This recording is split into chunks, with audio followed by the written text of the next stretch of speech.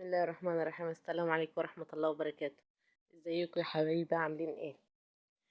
النهاردة معانا ايه كشري المصري، وطريقة جميلة وحلوة وجديدة. النهاردة معانا إيه طماطم مفرومة، والرز اول حاجة غسلناه وفرمنا الطماطم. معانا كيس مكرونة صغيرة، وكيس سباكيتي، وكيس شعرية، والعدس بجبن.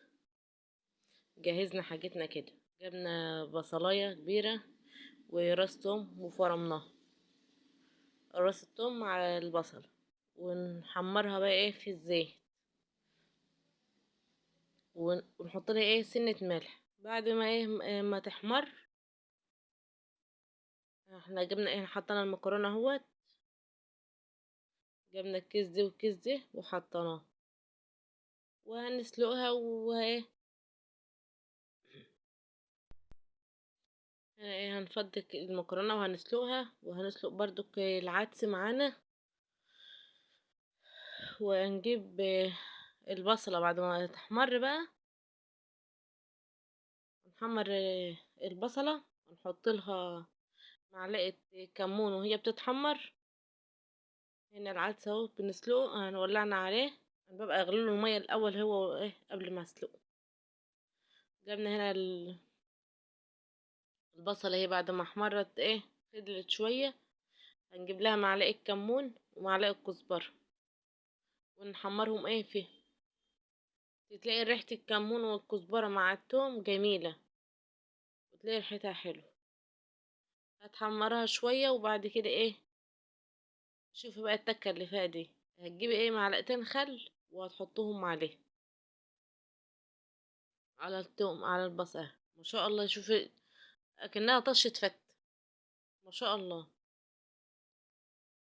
حطي معلقة وقلبيها شوية لما هي ما يبقاش فيها اي حاجة، وترجعي تاني تحطي المعلقة التانية، تمشي مع بعض. حطينا احنا دلوقتي المعلقة التانية، وخلاص كده ما عادش حاجة. هتيجي تحطي التقلية، هتلاقيها برضو اكنك ما حطيتيش عليها حاجة، بس طعمها جميل. معانا هنا بقى هنحط لها معلقة السكر، ونحط لها الحدق بتاعها، و... واتنين مرقة. وهنقوم سايبينها بقى انت حطيت لها الكمون بتاعها وحط لها الكزبره بتاعتها، مش محتاجه حاجه. وهنحط لها معلقتين معلقتين صلصه،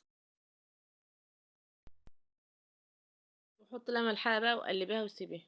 احنا هنا بقى جبنا شويه ميه وبصلايه قطعناها 4 حتت، وحطينا فيها معلقه كمون بس، وواحده مرقه. هنعملها للرز. جبنا هنا الشعريه هنحمرها،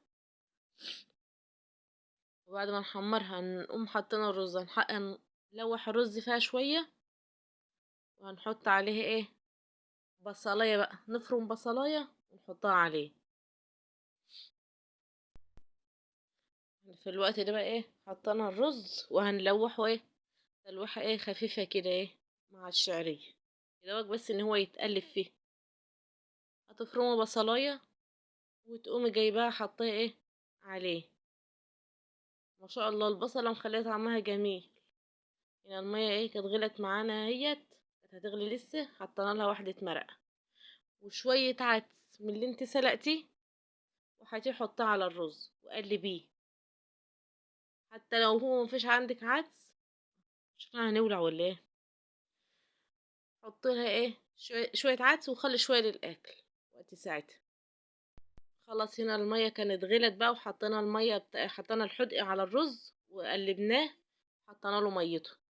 هنا بقى معانا الدقه، كمون وملح، كمون وشطه وخل وليمونه وراس توم. فرمنا راس توم وعملناه عليه، وقلبيها بقى. عاوزة تحط لها ملح حطي، مش عاوزة خلاص. وعلى كده، وما تنسوناش في اللايك والشير، واشتركوا في القناة. مع السلامة.